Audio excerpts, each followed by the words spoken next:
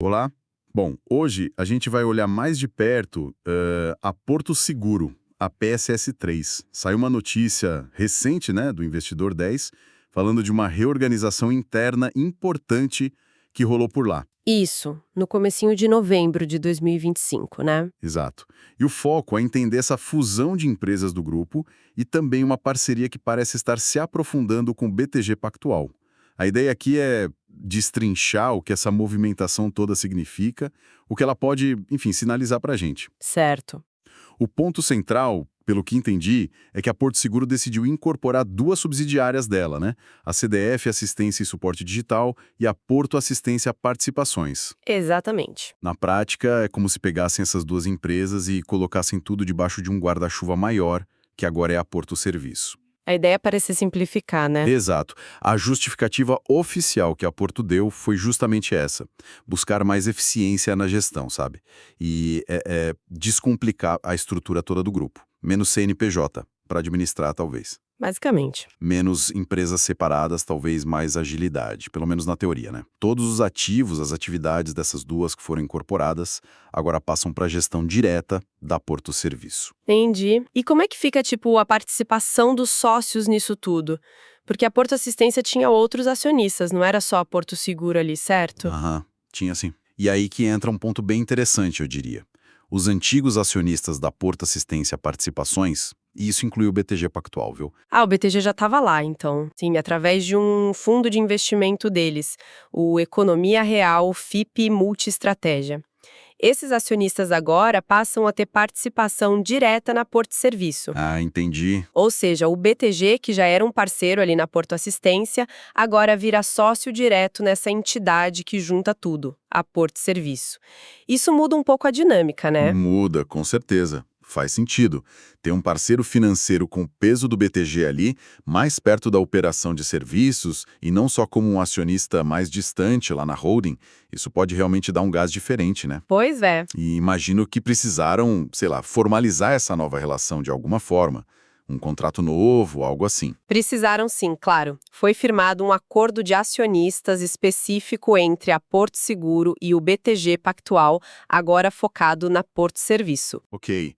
E esse tipo de acordo é super importante, né? Ele serve para definir as regras do jogo, como ficam os direitos, os deveres de cada lado, a governança, como as decisões vão ser tomadas, para não ter briga depois, né? Exatamente. Basicamente, é um esforço para garantir que os interesses dos dois sócios estejam bem alinhados nessa nova fase da Porto Serviço. Entendi.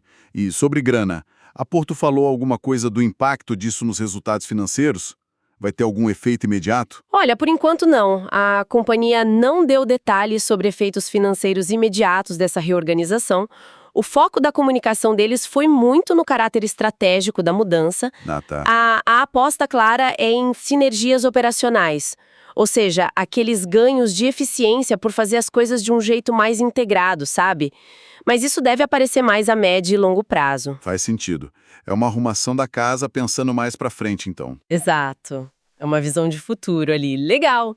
E só para a gente ter uma fotografia rápida dos números recentes que a fonte mencionou, só para dar um contexto, a ação PSA3 estava cotada, na época da notícia, a R$ 48,05. Isso. E teve uma valorização bem forte nos últimos 12 meses, né? Mais de 33%. O dividend yield, que é o quanto a empresa pagou de dividendos em relação ao preço da ação, estava em 5,15%. Um dividend yield interessante.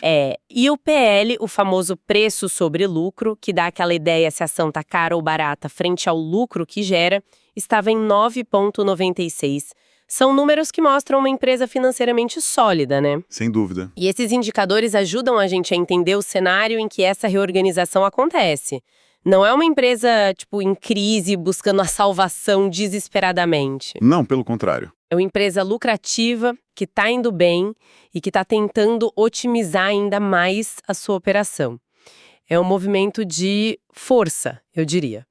Boa! Então tá, resumindo a história toda para quem está ouvindo, a Porto Seguro está dando uma enxugada na estrutura, trazendo duas subsidiárias para debaixo da Porto Serviço. Aham. E nesse processo, ela acaba estreitando os laços com o BTG Pactual, que virá sócio direto nessa operação de serviços que foi consolidada. É isso, né? Exatamente isso.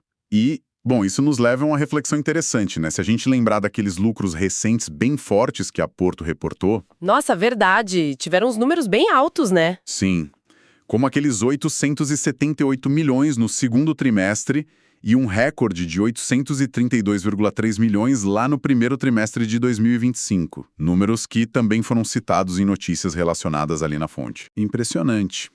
Pois é. Então fica a pergunta: como será que essa estrutura agora mais simples, mais enxuta e essa parceria mais próxima com um banco de investimento do porte do BTG, como isso vai posicionar a seguradora daqui para frente? Boa pergunta. Será que isso abre portas para um crescimento mais acelerado? Talvez para aquisições? Ou quem sabe até para movimentos mais ousados no mercado de seguros e outros serviços financeiros?